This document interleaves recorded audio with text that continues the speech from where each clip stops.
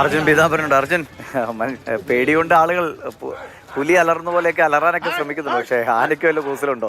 ഇത് ഇങ്ങനെ കാട്ടുകൊമ്പനൊക്കെ വരാൻ പാകത്തിൽ ഇത് അത്ര വനത്തോടൊക്കെ ചേർന്ന സ്ഥലത്താണോ ഈ കോടതി? എങ്ങനെയാണ് അവസാനം ഇവനെ ഓടിച്ചവിടുന്നത്?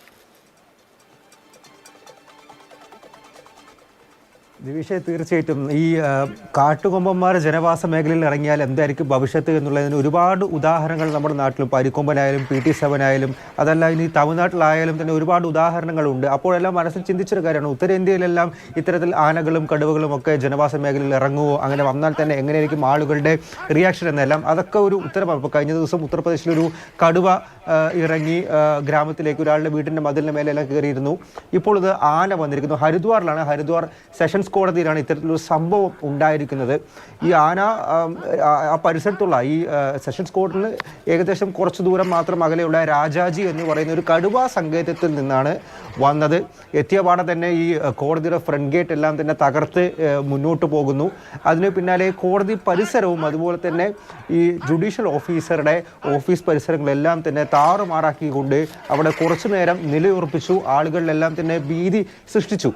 ഈ ദൃശ്യങ്ങളിൽ കണ്ടതുപോലെയും ദിവിഷ് സൂചിപ്പിച്ച പോലെ തന്നെ ആളുകൾ പല മാർഗങ്ങളും പയറ്റി നോക്കി. പ്രത്യേകിച്ചും കടുവയുടെ ശബ്ദമുണ്ടാക്കുന്നു, എങ്ങനെ ഇതിനെ തിരിച്ച് പറഞ്ഞയക്കണം എന്നുള്ളൊരു ഐഡിയ ആരുടെയും മനസ്സിൽ ആദ്യം ഉണ്ടാവില്ല. പ്രത്യേകിച്ചും നമ്മുടെ നാട്ടിലാണെങ്കിൽ നാളുകളുടെ അടുത്ത് ഒരു ഫോറസ്റ്റ് ടീമിനെ എല്ലാം കൊണ്ടുവന്നിട്ടുള്ളൊരു പ്രയത്നങ്ങളെല്ലാം നമ്മൾ കണ്ടിട്ടുള്ളതാണ്. സമാന രീതിയിൽ തന്നെ ഈ ആന ആ കോടതിയിലേക്ക് വന്നതിന് പിന്നാലെ തന്നെയാണ് വന്യജീവി ഉദ്യോഗസ്ഥരെ എല്ലാം തന്നെ ഫോൺ ചെയ്ത് വെട്ടുന്നതും. പക്ഷേ ഇവിടെ ആനയെ ഉപദ്രവിക്കാതെ, അതായത് മയക്കുവെടി ഒന്നും വയ്ക്കാതെ തന്നെയാണ് അവിടെ നിന്നും ഓടിപ്പിച്ചത്. ആകാശത്തേക്ക് പല റൗണ്ടുകൾ വെടിവെക്കുന്നു.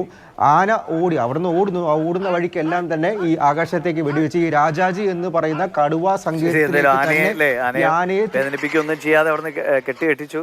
നമുക്കിപ്പോൾ ഈ ആനയും പുലിയും ഒക്കെ ഇറങ്ങുന്നത് കേരളത്തെ സംബന്ധിച്ചൊരു പുതിയ വാർത്തയല്ലാതായി. പക്ഷേ അവിടങ്ങളിൽ ഒരുപക്ഷെ അങ്ങനെ ആയിരിക്കില്ല. എന്തായാലും അവിടെ കാര്യങ്ങൾ സമാധാനമായി അവസാനിച്ചു എന്നത് ആശ്വാസം.